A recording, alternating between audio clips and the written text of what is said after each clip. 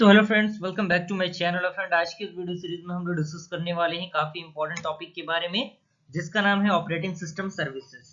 ये काफी इंपॉर्टेंट है आपके एग्जाम पॉइंट ऑफ व्यू से भी, साथ ही साथ अगर आप ऑपरेटिंग सिस्टम पढ़ रहे हैं तो इसमें काफी हेल्पफुल करता है। तो यहाँ पे कह रहा है कि types of services. Operating system services are responsible for the management of platform resources. यानी ये क्या होता है, एक प्रकार का ऐसा सिस्टम होता है जो रिस्पॉन्सिबल होता है किसी भी प्लेटफॉर्म को मैनेज करने के लिए, including the processor, memory, file and the input output. यानी ये सारी चीजें क्या होती हैं, इसमें इन्वॉल्व होती हैं।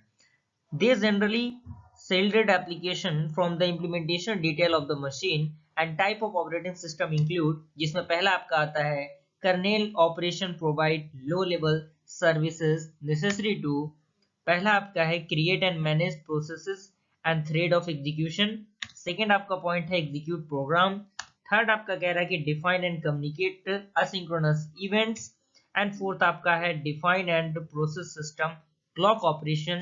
एंड आपका अगला पॉइंट है इम्प्लीमेंटेशन सिक्योरिटी फीचर्स, और साथ ही साथ manage file and directories and control input output processing and to from peripheral devices. And आपका लास्ट पॉइंट है कि some kernel services has analogs described in the paragraph of an object services such as concurrency control services। Clear? तो ये सारी चीजें इसमें involve होती हैं।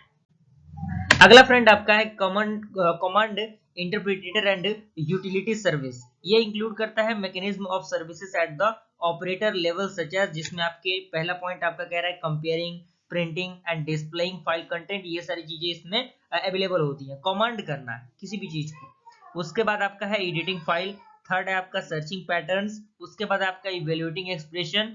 उसके बाद आपका लॉगिनिंग मैसेजेस। उसके बाद आपका moving file between directories. Then उसके बाद सॉर्टिंग डेटा। देन उसके बाद आपका एग्जीक्यूटिंग कमांड स्क्रिप्ट। उसके बाद आपका local print spooling. And then आपका लास्ट पॉइंट आपका है scheduling signal execution process and accessing environment information. ये सारी चीजें कमांड इंटरप्रेटर के अंदर आती है। क्लियर? देन फ्रेंड आपका अगला है बैच प्रोसेसिंग सर्विसेज, जो क्या करता है, that support the capability to the queue work. Clear?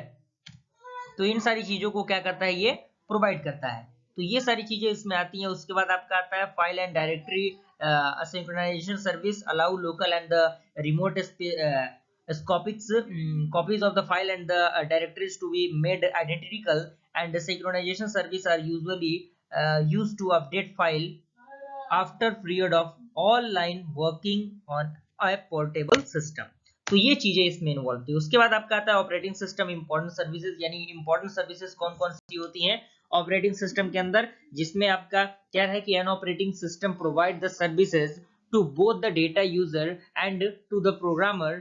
इसमें पहला पॉइंट कह रहा है कि it provide programs and environment to execute, and second है कि it provides user the services to execute the program in a convenience manner, and the following are the few common service provided by the operating system। यानी common जो services हैं operating system के द्वारा provide कराई जाती है, जिसमें पहला आपका आता है प्रोग्राम एग्जीक्यूशन, दूसरा आपका इनपुट आउटपुट ऑपरेशन, तीसरा आपका फाइल सिस्टम मैनिपुलेशन, उसके बाद आपका कम्युनिकेशन, उसके बाद एरर डिटेक्शन, उसके बाद आपका रिसोर्स एलोकेशन, उसके बाद आपका protection. Clear?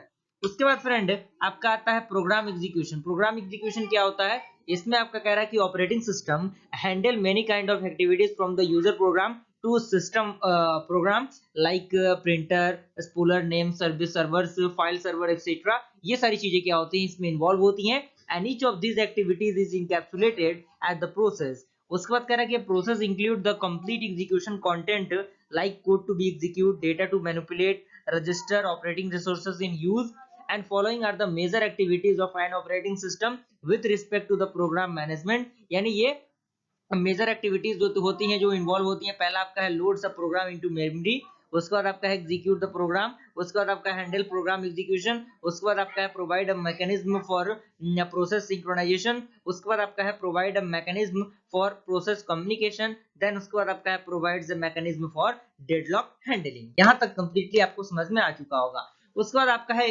Input output operation. तो यहाँ पे कह रहा है कि एन इनपुट आउटपुट सब system commonly comparison of input output device and their corresponding drives that may be executed तो ये सारी चीजें आपकी हैं। उसके बाद आपका है फाइल सिस्टम मैनिपुलेशन। तो यहाँ तक आई क्लियर हुआ होगा पूरा कंसेप्ट। ये आपका थोड़ा सा और पॉइंट है जो कि इसके अंदर मौजूद है।